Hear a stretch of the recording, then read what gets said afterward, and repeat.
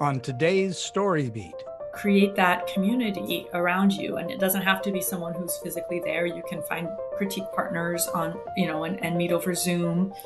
I think it's so important to find that community and to help each other and to be good artist friends. This is StoryBeat with Steve Cuden, a podcast for the creative mind. StoryBeat explores how masters of creativity develop and produce brilliant works that people everywhere love and admire.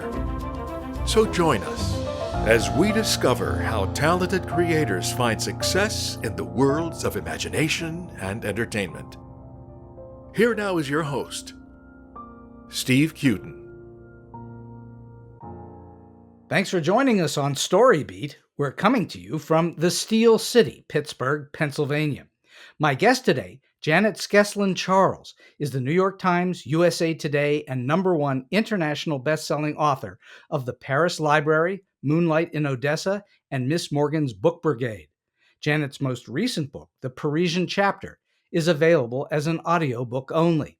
I've read The Paris Library and listened to The Parisian Chapter, and can tell you these are both well-written novels of the heart that transported me to a world I know little about inside the American Library in Paris as it existed during World War II, as well as in more modern times. I had no idea libraries could be such a hotbed of romance and colorful intrigue. Janet's essays and short stories have appeared in the Chicago Tribune, the Sydney Morning Herald, and the anthology Montana Noir. Her work has been translated into 40 languages. For more, please visit jskeslencharles.com. So for all those reasons and many more, I'm deeply honored to welcome the brilliant writer, Janet Skeslien Charles, to StoryBeat today. Janet, welcome to the show.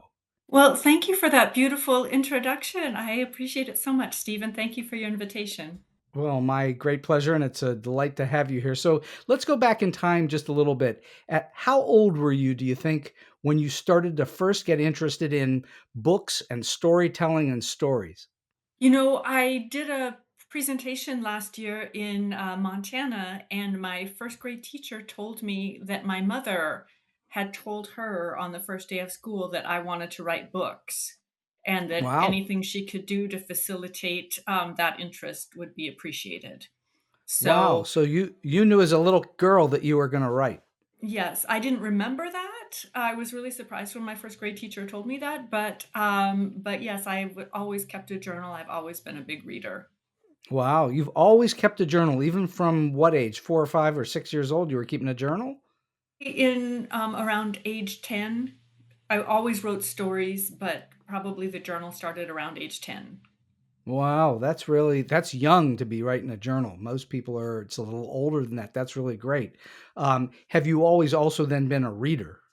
Yes, I've always been a reader. When you grow up in rural Montana, and your parents don't really believe in watching too much TV, in pre-smartphones, pre-tablets, then yes, to kind of develop any kind of interest, absolutely reading. And the library was my window to the world. So you spent a lot of time in the library as a young person. Yes, because my grandmother never learned to drive, so my mom once a week would take her to the grocery store and to the library. And so to me, those two things were equally nourishing, books and food.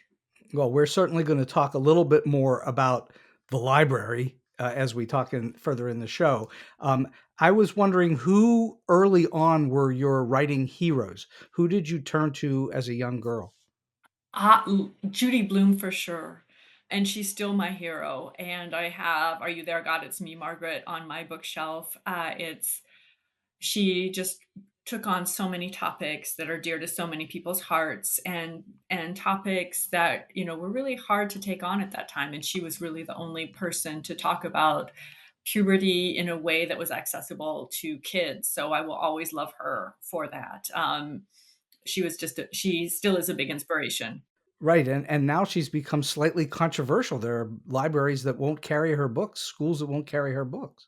It's crazy. I think because of book bans, she was one of the first authors who wrote about kids having sex and nothing horrible happened. And it was just kind of a rite of passage, and a lot of people have problems with that. And were you writing all through high school? Was that something you were doing all through? Yes, I always kept a journal. I didn't really talk about it that much. I wasn't on my school newspaper. It was kind of more of a private thing. I see. So when did you then think to yourself, well, I'd like to write a book. I'd like to become a novelist or short story writer? I think my literary heroes were Simone de Beauvoir and Christopher Isherwood. So I kind Hmm. of pictured myself in some tiny little hotel room, holed up writing books, but I never really considered maybe the financial aspect of it, or the practical aspect of actually getting published. I was writing in my room and I was thinking about my heroes, but from point A to point Z, I had no idea. I just had no idea. And back then it was was it the Writer's Digest, where you would look up Yes. agents or look up editors. So that's when I was, sending out queries and things like that, was still in that kind of the dark ages. Early in my career, I read a lot of the Writer's Digest. That's for Oh, sure. I found yes. it Oh, very yes. encouraging. Very Uh, helpful. so at what point did you then start to write your first book? Did you go to school to learn how to write? University of Montana, and Hmm. I majored in English with a minor in linguistics, which helped me because I wanted to teach English as a foreign language, which I did in Ukraine and then later in France. And then I took a few writing workshops, but it was not my major. It was something that I really enjoyed, but it was just one or two classes in college. So you weren't writing novels in college then? I was writing short stories, and I don't know if I had the bandwidth back then to write a whole novel from age of 18 to 22. I was writing short stories or just maybe vignettes, but not that big 120,000 word novel Sure, just then. sure. Did you write short stories and try to sell them at that point or get them published in some way? No. No, no, I didn't. I looked at, I think it was called Writers Marketplace, where Sure. you would, and so I would just dutifully highlight things and tell myself someday. But every year it came out, every year I would read it and underline, and I didn't really send anything out. I just maybe was too shy or nervous about sending things out into the world. As many writers are, because it's a self-conscious thing. You've got to put your work out and have it be criticized by others and have people say yes and no and all those things that are kind of terrifying. When did you then think to yourself, at what point in your life, I am good enough as a writer that maybe somebody should be publishing me? I should be out there in the world. When did that happen for you? I started here in Paris. I was on the board of a small literary journal called Pharos, and I was reading other people's poetry and prose, and I finally worked up the courage to submit something that I had written myself. So I had a few poems that were published in Pharos magazine.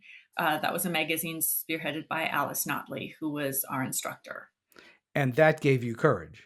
Yes, yes, that was really helpful to just be on that literary journal and just see all of the different possibilities. So many people sent in so many gorgeous, beautiful, different poems. It was really a pleasure to read, and short stories. It was really a real treat to read everything that came in. Did you I have to imagine you did read some stuff that was not up to snuff that you thought, well, I can write better than this. You know, I always found beauty in everything. Huh, interesting. And I felt, I did have some colleagues were like, "Oh, insomnia. I've read this already." Um, and I kind of felt sorry for them that they were already jaded or felt like they'd seen it all and didn't really look for the beauty in things. Do you still take that perspective that you see the beauty in everything that you read?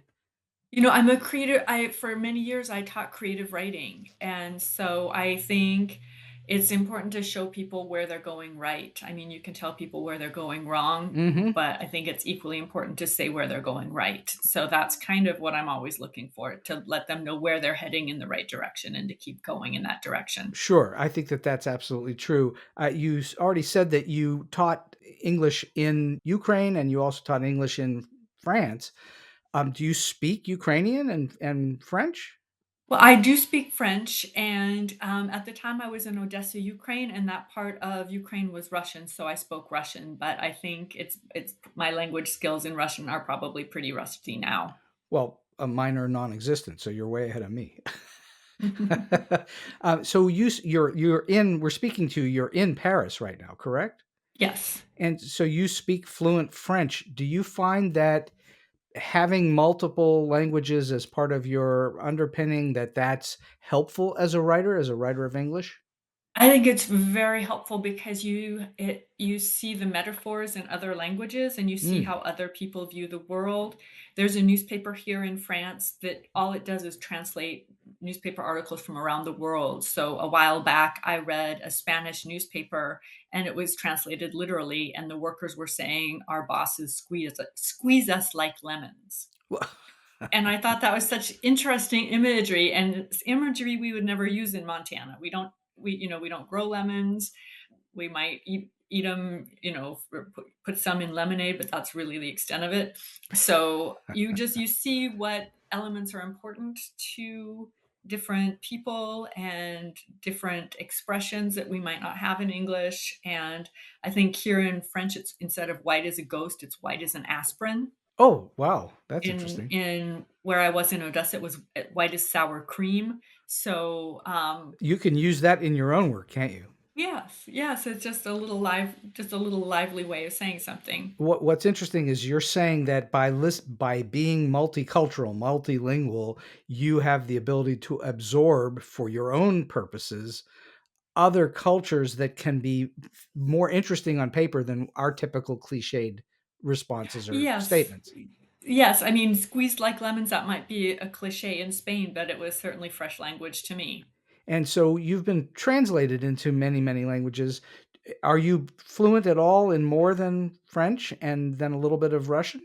I wouldn't be able to read the translations of my own books except for in French. In French. And do you do that, in fact, read your own translation and make comments if the translation's not working out well? I think it's a question of choices. For example, in French, they have the formal vous and the informal tu. Mhm. And so, it's only you for me. So the translator has to choose when the characters go from that formal to the informal or when they get closer. And I can tell you my husband's grandmothers watched soap operas. So on Yes. soap operas, that choice was when the characters slept with each other. They went from the formal vous to the informal tu. So you could tell who slept with whom by the choice of formal or informal. But I think that's an interesting choice that I didn't have to worry about as an author. But you were able to read, that's what I'm interested in. You were able Yes, to read your yes. Oh, translation. absolutely. Yes. Yes. No, I'm just blown away by the translations and the thing, they have to consider things more than I have to consider things, which is interesting. Well, in my career, I've actually had to take transliterations and make them sound proper or sound natural because a true transliteration is very stilted sometimes. And so It is. what you're saying is your translations come out in a way that you approve of. It has an elegant feeling to it.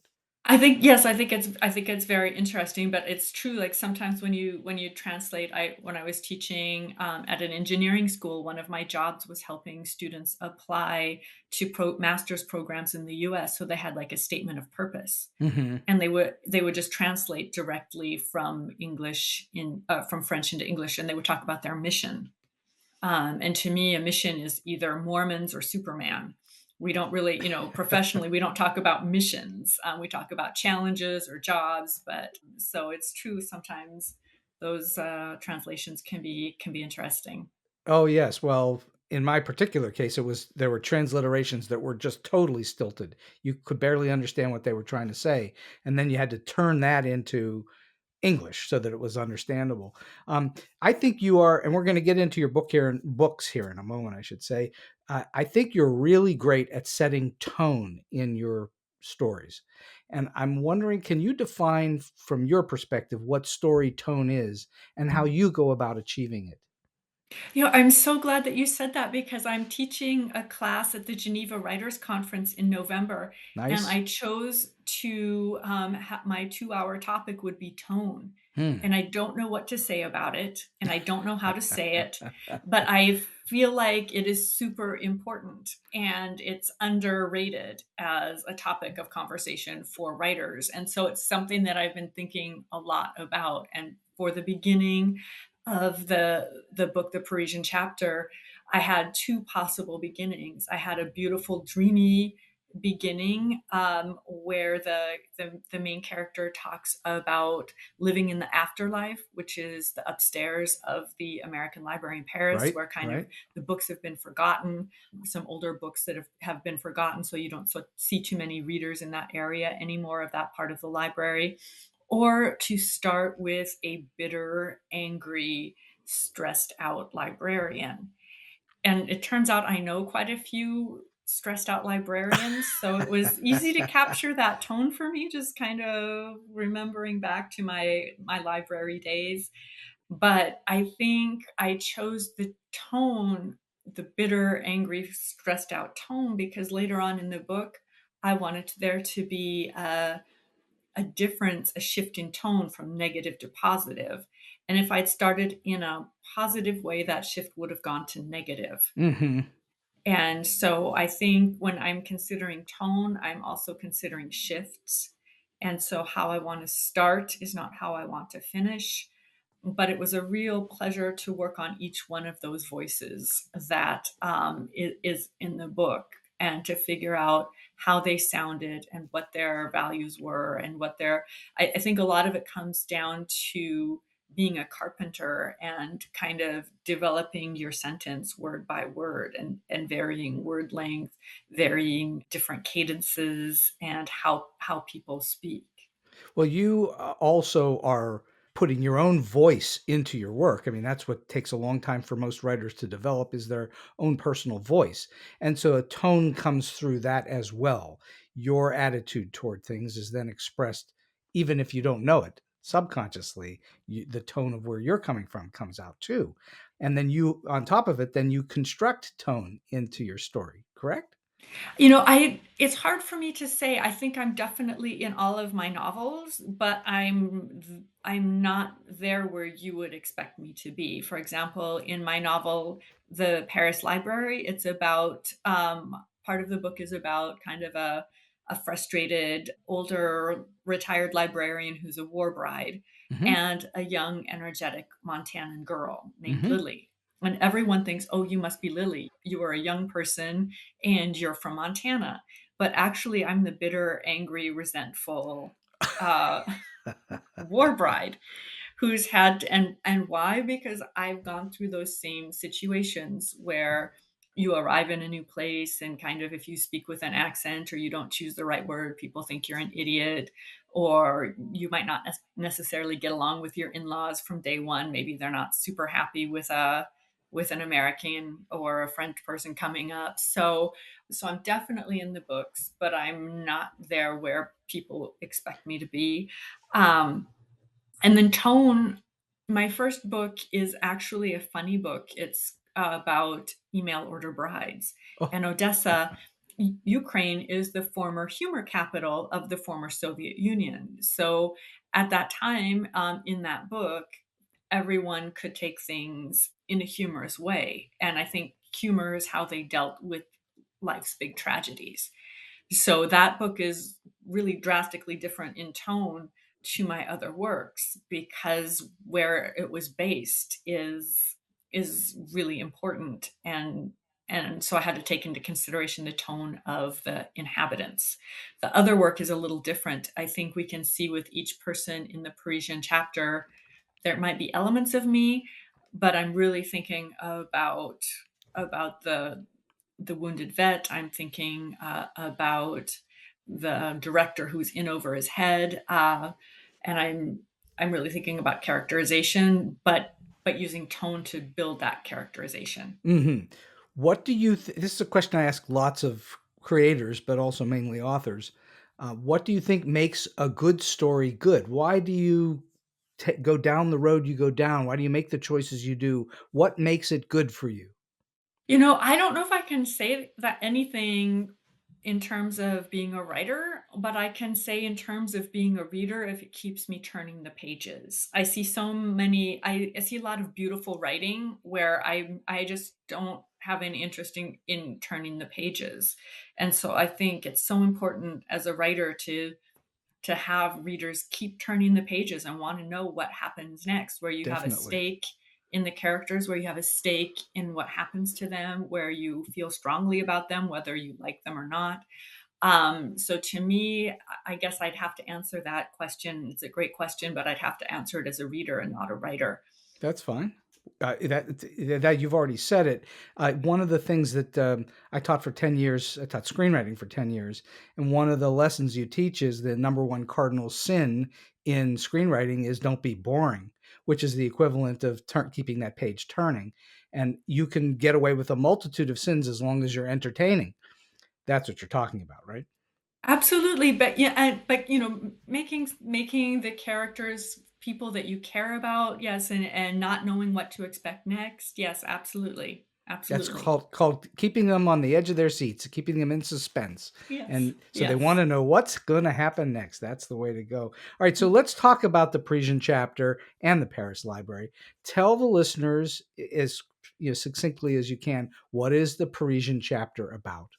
The Parisian chapter is about it's about a young person trying to find a place where they belong and trying to deal with their deal with their first job. And in the main character's life, her name is Lily, and she loses her best friend. She doesn't have a boyfriend. Her boss hates her. She's not doing a great job at work. She has zero money, and so it's about a period in life when things fall apart and how we deal with everything falling apart at once. And I think that can happen at any age. And I think that there are a lot of ways to deal with that kind of stress.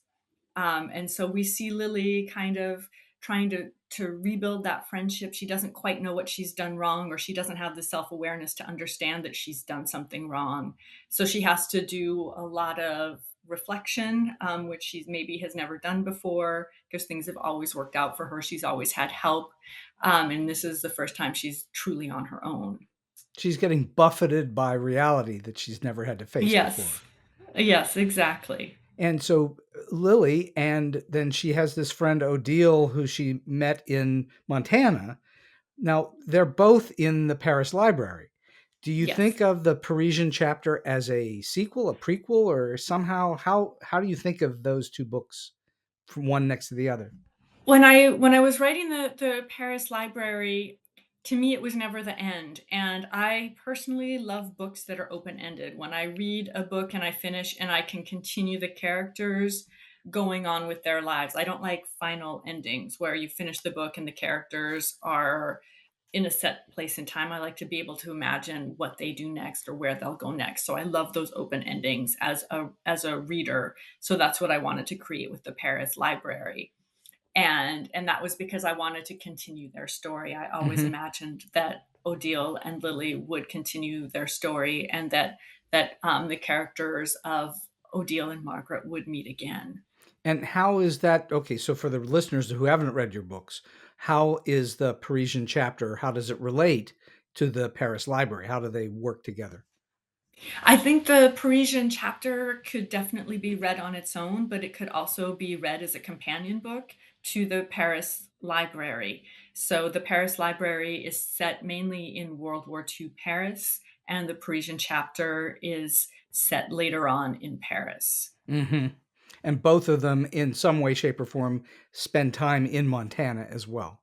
Yes, absolutely. And then the main setting is the American Library in Paris, which is a real institution that recently celebrated its centennial. So I can speak for myself. I read the Parisian chapter first because that's how it was delivered to me. And then I read the Paris Library second. And you don't need to read one in front of the other. They're both standalone, but they also relate very heavily to one another. And it's kind of interesting. I think the Parisian chapter is filling in a lot of blanks that you leave open ended, as you say, in the Paris Library. Yes, yes, absolutely. All right, so this book, Parisian Chapter, is audio only. You can't buy it in paper form. So, what was that decision-making process like? What did you were you involved in that decision, and why is it audio only? How did you get to that point? You know, for my book, Miss Morgan's Book Brigade, Hmm. which is about a librarian from Pittsburgh Oh, who really? goes to, yes, a librarian from Pittsburgh goes to Paris or goes to France in World War One, and she introduces children's libraries to France. They didn't exist before she took the concept there and created the first libraries. So I had three editors for that book. My editor who acquired it retired. I had an editor who I worked with on edits, and then she moved on to another publishing house. And then I had a third editor who brought me through the publication process. And so my first editor said, no sequels, sequels don't sell. My second editor said, ooh, audiobook material. Yes. We can sell more books this way. And then the third one was kind enough to help me with the process. And so we have it as an audiobook now. And then in the spring of 2026, it will be a trade paperback original. Oh, so it will come out as a It paperback will then. come out, but for the first year, it will be audiobook original. And it was really exciting for me to work on all of the different voices. I knew it was going to be an audiobook. So instead of just having one narrator or two narrators, I was really excited about the process of having several narrators and to have several nationalities, ages, men and women. I really enjoyed working with Lara Blackman, who was my editor at Simon Audio. It was just a wonderful process to, I guess it might be a little bit like screenwriting when you It think is a about little bit. who might the characters be, who might be reading it, how might this sound, and thinking about even phrases like he wrote in all caps. You don't have to say wrote in all caps because you can hear it in the person's voice. Absolutely. So yes, it was just a real joy. The actors are very good in it. Are Were you involved in the casting? They sent me the casting team did an amazing job, and they sent different auditions of, maybe a minute from each actor, Right. and I couldn't tell you, "Oh, this one should definitely play that character," because they all were fabulous. I was Hmm. really happy with the casting, but every single person they sent me, they'd already found such amazing people, and for example, for the library, I thought the person should have a voice that would be either super world weary or gravitas, and they found someone who was either world weary and someone who's with gravitas, and I was happy with either one that they would have chosen. S- So So they was someone had to have taken your book and turned it into some script form, I guess, in order for the actors to act it, because it's not one. Many books that are audiobooks are one reader. So they can read the actual literal book, but this is a case where you had many different actors reading different parts and a narrator. So I assume that they had to take the book and sort of break it down so that the actors could read just what they needed to read. Yes. I think so. So you weren't there when they were actually recording it? No. No, no, no, it was the producer. No, d and I think, I met with one of the actors, and they were going, after our meeting, they were going to go to the studio and read the first chapter that they had recorded again, because I guess the producer said it takes a few pages to get into character or to find the character, and so they have the characters go back to the beginning and reread just to make sure that they are getting that being consistent throughout once they find that voice. Well, just like classically in writing, frequently a writer will write 50 or 60 pages of a book to realize they're just starting on page 70. So they throw the first 50 or 60 pages out because they're getting warmed up and figuring it out. Well, the actors are the same way. That's why you go through rehearsal process. So you can figure out what those characters are. And I think they did a really excellent job of expressing both the type of person that you were writing about, as well as their accents, as well as their tone and how they came at it. I think it's very well done. I'm curious, how did you become so knowledgeable regarding both Paris in World War II and the American Library. Did you spend a lot of time researching that? Yes, I spent about a decade researching World War II and everything that happened at the library. Just a decade. That's a lot of time. Were you spending your time researching in the American Library? I spent a lot of time in the archives. I was actually working in the American Library in Paris when I started this job, and the archives were not as organized as they perhaps are now. And so a lot of my information came from the American Library Association archives in Champaign-Urbana, Hmm. Illinois.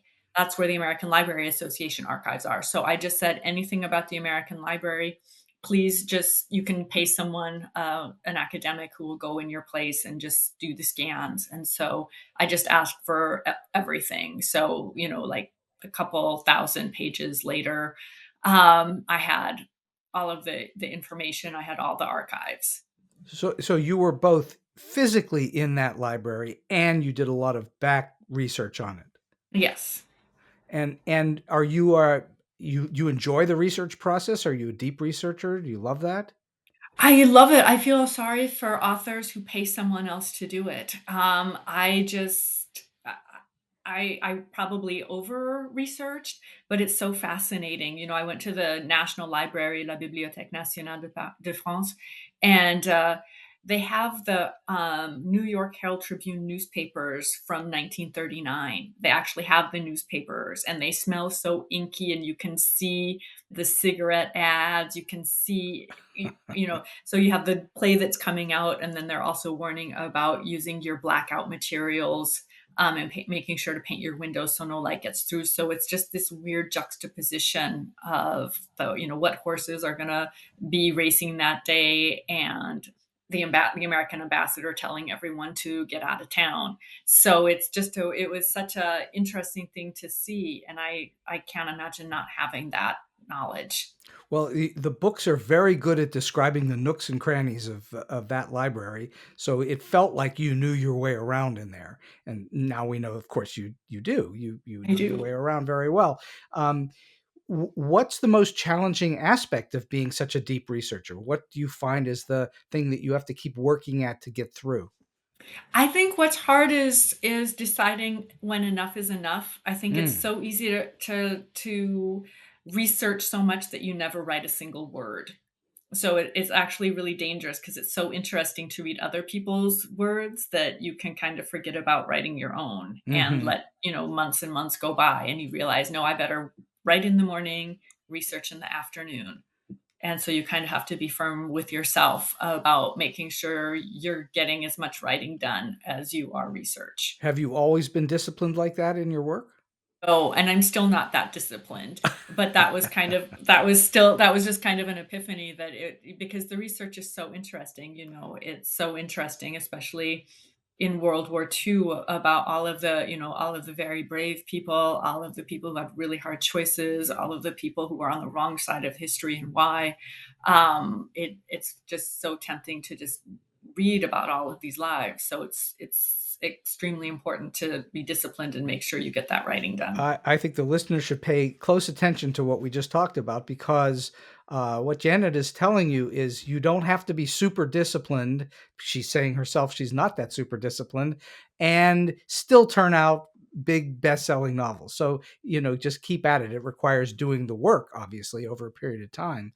But the discipline part of it, some people are super disciplined and other people are not. And you can get there both ways, is what I'm getting at. Yes, I think it's important to set, small goals for yourself and not say, I'm going to write a novel, but I'm just going to write for half an hour today, or I'm going to write Hmm. for an hour today, or I'm going to finish this chapter. And so to just kind of make those goals for yourself, and they don't have to be huge, but they definitely have to be there because otherwise time just goes by. Oh, goals are super important. I like a deadline. Deadlines are helpful for me personally. When I don't have a deadline, I can fumper around forever. Right? That's you. Yes. You can do the Yes. same. I can tell. So, all right, let's talk about the process of developing a novel. Where do you typically begin with plot or character? Place. Place. Place. I start with place. Interesting. Yes. And I think I always thought I started with place, but now I also think I start with tone. Place and tone. Yes, and kind of getting into it because I think tone, how you start the book will be the opposite of how you end the book. And how you start a chapter is in tone is the opposite of how you will end the chapter. And so I think you have to be aware of that movement of shifts to create that tension. But if you asked me a few years ago, I would have said definitely place. My books are definitely set in a time and a place. Well, Odessa, they definitely are. Paris, northern France, Montana. So these real strong places. But within that body of work, I think it's definitely tone that really creates the friction that helps the character continue. Hmm. And then where do you go from, okay, you've decided you're going to write it in a library in Paris, the American Library. What do you then do? Do you then think about which characters go in there, or do you think about the actual story, the plotting of it? Hmm, I might be weak on plot. I might be weak on plot, and I think screenwriting is so helpful, when you think in terms of 3 acts, when you think in terms of the shifts that have to happen within those 3 acts and the climax and the denouement. So I think that's something that I've been really looking at for, my kind of current work in progress, which is kind of a mess. I think it's so important to think about those things. But for my last books, I usually just I start with a character and put them in a time and a place, and it's really working on the tone, working on their voice, Hmm. and and creating the friction in their lives because of course no one can ever be happy for very long. So you don't know when you first start where that character is going to land, do you? No, no, I think I do, but I don't. It I always think I shifts do. around as you work. Well, I think the characters come alive. For example, I when I started writing the Paris Library, my character Odile was dead at the end, Mm. and it really surprised me that she lived, and it really surprised me that she was in another book. So, but I think it was Robert Frost that said, "No surprise for the writer, no surprise for the reader." So I think it's important to be surprised. I think it's important to be Do you surprised. outline, or do you like to write and figure it out as you're writing? I like to have a little bit of an outline because it gives me something to hold on to, and I feel like, "Oh, I'm secure, I know where I'm going," and then I usually go off course. But having thought about it, even if it's not where I end up, I think it's helpful. Well, there are basically two kinds of writers. The writers who like to get in their car and not know where they're going, and they just drive and figure out what the landscape is all about. And there are writers who want all the maps they can get a hold of first, and they map the trip out in detail, and then they can figure that out. It sounds like you're a little bit in between those two. I think so, I think so. I like to have an idea of where I'm going, but if something surprises me on the way, I might veer off the road. So do you ever get deep into something and your character's all of a sudden doing something that you have to go way back to the beginning to correct?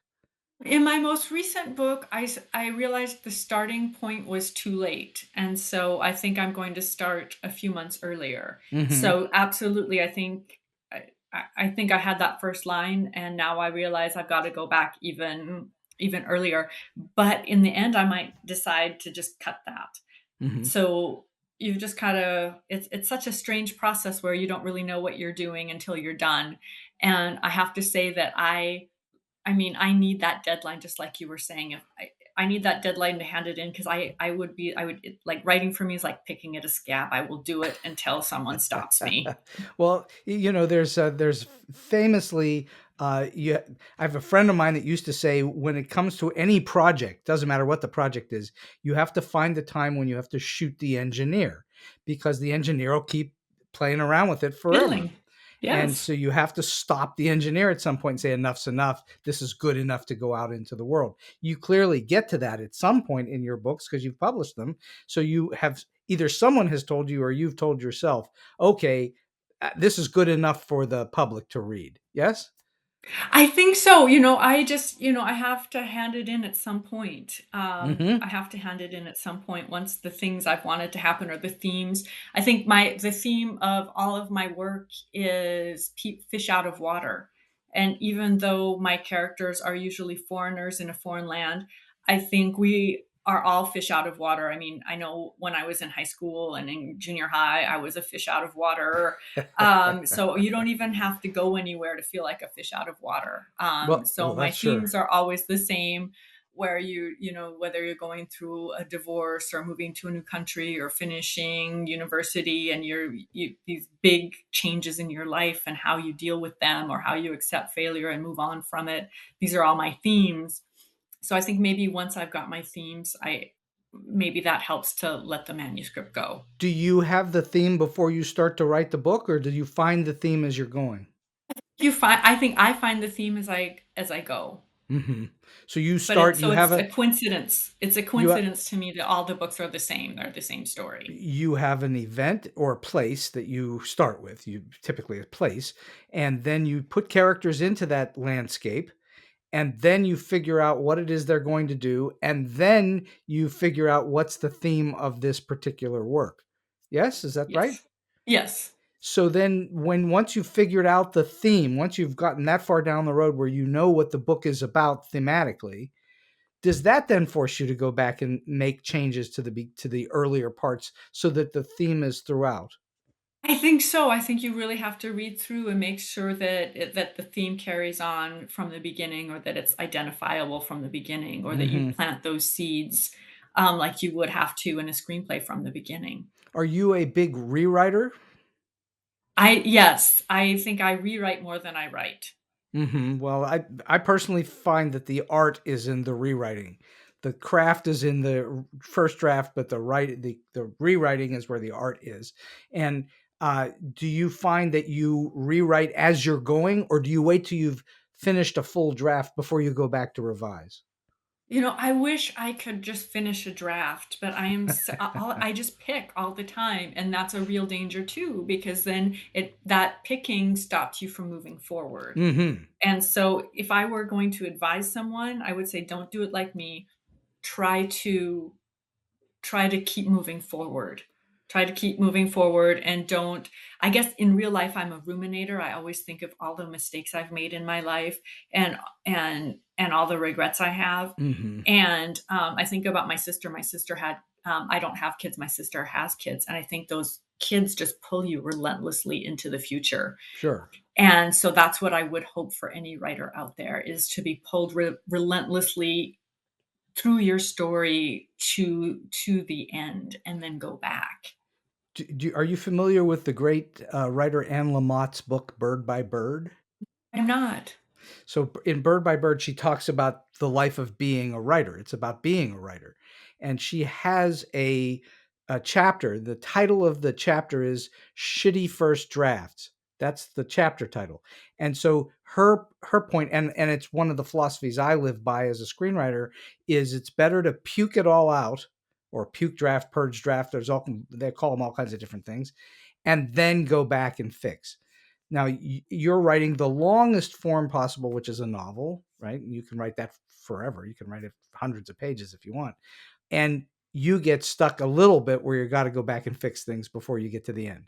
Am I understanding right? I mean, I don't think I have to. I think I do, and You I don't do. think I should. I think you're right about going forward, and just so I guess I'm telling listeners, don't do as I do, do as I say, and try to get that momentum, or let momentum pull you forward, and don't look back in regret, look forward in excitement in your manuscript. So That's what I'm you've going to try to do for this new work that I'm working on. Well, that's great. I mean, that's so you're what you're doing is you're learning for yourself what works best for you. I mean, that's the way it should be. Um, you've obviously read lots and lots of books, as well as written your own.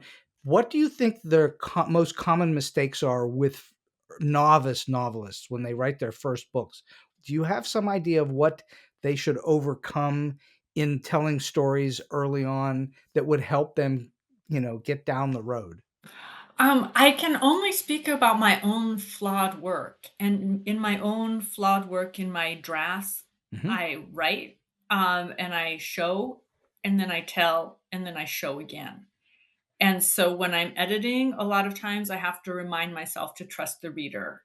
Either show or tell. You don't have to show it 3 different times to the reader. You've gotta trust the reader. So Hmm. that's, I guess, my if you're working on your manuscript, you don't have to say the same thing 10 times, just to trust your reader to get your point. Hmm. Well, you certainly aren't in your reader's mind as they're reading your words, and you truly don't know what they're thinking as they're reading your words. It's you saying something on paper, and hopefully they're seeing what you're saying, right? Well, I mean, I can actually tell you what my readers think, because when I share my drafts with, my critique partners, they point out, "You've said it, you've shown it, you've said it again." So I can tell you, that this is what I do, and that this is the reader's response, because I don't know if I would have noticed that without them. And I think that's, if you can have a critique partner, I think it's such a joy to have someone spend that much time with your work. And I've read many manuscripts, and reading flawed manuscripts has helped me become a better writer. I don't always see the flaws in my own work, but usually if I see a flaw in someone's work, like if someone has dialogue that's not working, if I go back to my own work, the dialogue isn't working, and so I pick up on it somewhere else because I'm struggling with it as well. What do you think makes great dialogue work? I think when it's a lot of times, sometimes dialogue can be the author getting information across instead of a real exchange. Sometimes there's no subtext, and so I think real dialogue has to really shine. Has to really shine. So you're talking about two things that we do teach about in screenwriting. One is called an info dump, and you just don't want a character to come in and dump out all the information. You have to sort of space it out and drip it out in drips and drabs. And the other thing is that you've got to have that conflict in there. You've got to develop that conflict, or again, people won't continue to read. So that's all there. I do think that both of the books that I read, the Paris Library and the Parisian Chapter, would make excellent miniseries. I, I Oh, I think they're a little too much for just a movie. I think that they want to be a series. And so, have you tried to get that done? Is that something in your plans? I would love to get that done, but no, it hasn't happened yet, but you'll hear me scream from the rooftop if it ever does. I'm sure I will. There's no doubt. So you're also a short story writer. Aside from the length of a short story being much shorter than a novel, what are the differences in your creation of a short story? Is it different for you in the way that they come out? I think short story writing is harder than writing a novel. Why? I've never been able to master the short story. I've never been able to publish. Well, I guess I've published one short story. I just think it's just so hard to say so much in so little space. It's just, it has to be an absolute diamond, and it just has to shine. You just have to chip away at it until it shines. And Hmm. so I really enjoyed. I wrote a short story for an anthology called Montana Noir, and I really enjoyed writing that short story. But I think it is so challenging. It's such a tough art form. Has writing short stories or attempting to write them taught you anything about writing long form? It taught me I want to do it rather than write short stories.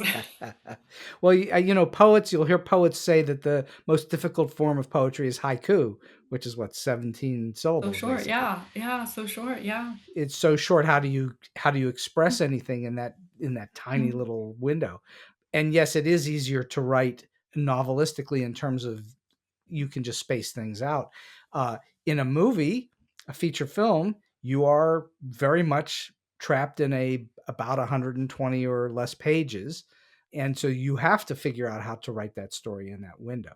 Uh, but as a novelist, you can just do whatever it is you want to do lengthwise, and hopefully the editors will say, "Yeah, this works," and then Yeah, off you go to the races. yeah, it usually doesn't work for me. Like there's usually a lot of hammering out and a lot of revision, even once the manuscript has been accepted.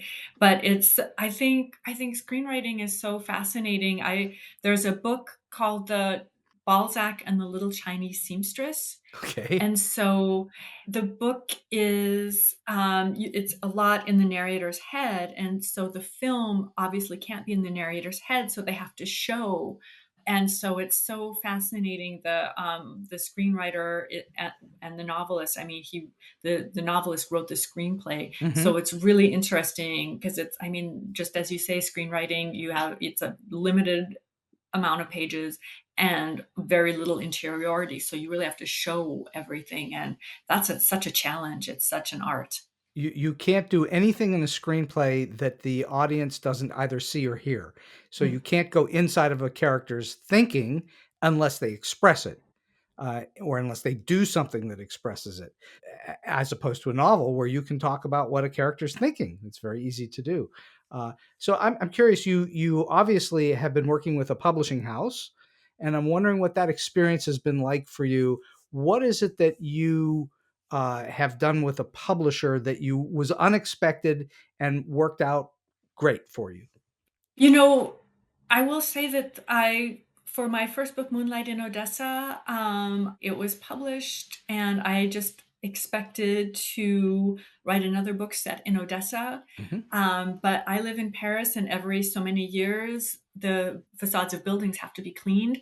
And so that happened to my building where they had to work on the roof because there were so many leaks. They had to clean the facade because it was so sooty. So I couldn't work in my own apartment. So I ended up actually seeking employment. That's how desperate I was. And I ended up working at the American Library in Paris. Hmm. And that's where the seeds of the work kind of seeped into the story that I wanted to tell. So Right. instead of continuing with Odessa, which is a city that I love, I started writing about World War II in Paris. But my editor rejected the story. My then agent rejected the story. So I actually had to start over and I queried 75 different agents Wow. in batches of five, very targeted queries, not just, mass email blasts, very targeted. So, and that took several years to find an agent. I started writing the book in 2010. I signed with an agent in 2018 Wow. and the book sold in 2019. So I guess in terms of surprises, it was that it took, and then my book came out in 2021. So I think my surprise was that I had that drought period of 10 years and you just have to keep going. And I think it really helped me that my book was historical fiction. So the character of Miss Reader, the director of the American Library in Paris during World War II, I felt like she was counting on me to tell that story. And that's what carried me through those kind of 10 years of researching and writing and hoping. Well, that's called stick-to-itiveness. You clearly have that within you, or you would have given up. And some people do give up, but some people also stick to it. And I think that that's really the difference between true success and somewhat failure. If you gave up, then obviously nobody would know about it except you and maybe your close friends and family. You've clearly, over time, working with an editor and a publishing house, you've received notes, and you as a teacher have given notes. I'm curious what your philosophy is about note taking and note giving. I think when you give notes to someone, it is a huge gift, or when you receive notes from someone, it's just such a huge gift. Hmm. And you either trust the person or you don't. And I recently read someone's essay that they were working on, and they submitted a second draft, and they didn't take into consideration anything that I suggested. And so from now on, I will be that person's cheerleader, but I will not be a critique partner. Hmm. So, as someone who is asked quite a lot to read manuscripts or to help other writers, I realize that you have a very limited amount of time and you really have to make choices about who you're going to be working with. For me, those editorial notes are precious.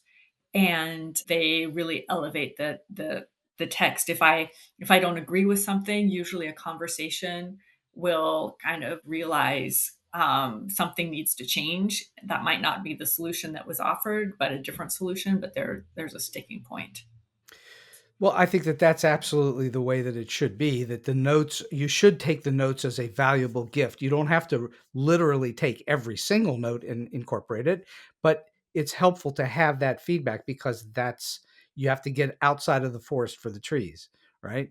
And so I think that that's really very valuable that you are not only willing to take notes, but are very good at then kindly giving notes as well, that you're very supportive. I think that's absolutely terrific. Well, I've been having just a fascinating conversation for just shy of an hour now with Janet Skeslien Charles, and we're going to wind the show down just a little bit. And I'm wondering, you've told us a lot of very interesting stories.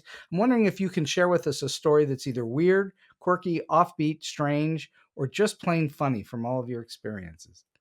It was during COVID and I was stuck at home like we all were.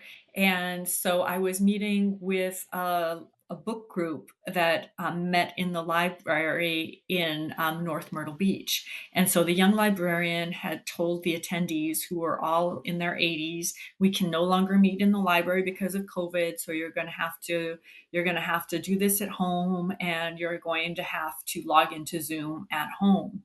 And so she logged in first, I logged in second, and then we kind of waited for the windows to pop up of the 12 ladies who were going to join us.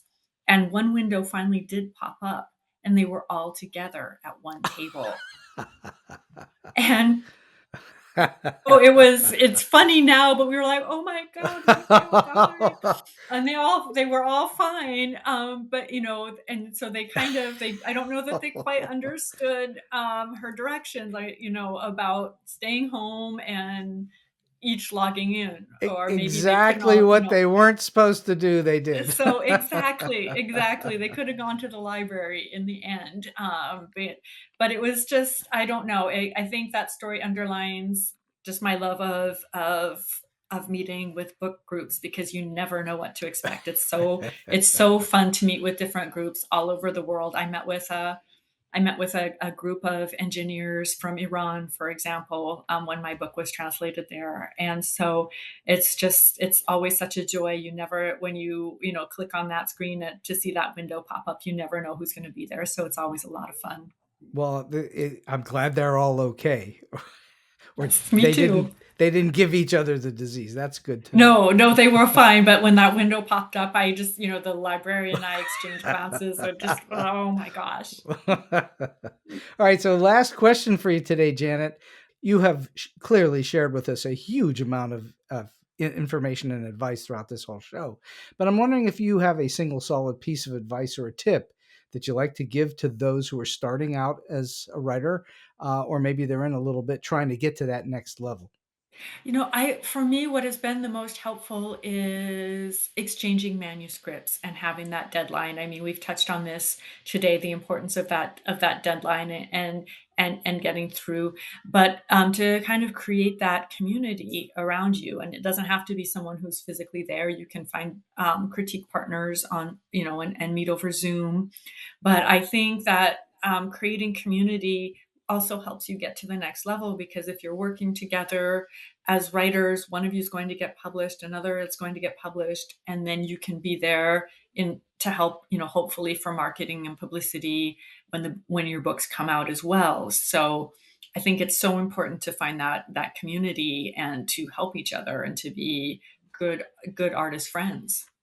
Well, I think that is extremely wise advice, because it's a very lonely existence to be a writer. You're frequently in a room alone, working with no feedback at all. And getting that feedback really can change the course of what you're doing. And it can give you courage, and it can also make you think, oh, wait a minute, I need to redo this a little bit. So I thank you for saying that. I think it's very important. Janet Skeslien Charles, this has been a terrific hour on StoryBeat today. I highly urge the listeners of this show to go out and check out Janet's books, especially the Paris Library and the Parisian Chapter, which I've had the pleasure to read. And I thank you very much for your time, your energy, and your wisdom today. Well, thank you, Steve, so much for having me. It's just been a joy to talk to you about writing. And so we've come to the end of today's Story Beat. If you like this episode, won't you please take a moment to give us a comment, rating, or review on whatever app or platform you're listening to. Your support helps us bring more great Story Beat episodes to you. Story Beat is available on all major podcast apps and platforms, including Apple Podcasts, YouTube, Spotify, iHeartRadio, TuneIn, and many others. Until next time, I'm Steve Cuden, and may all your stories be unforgettable.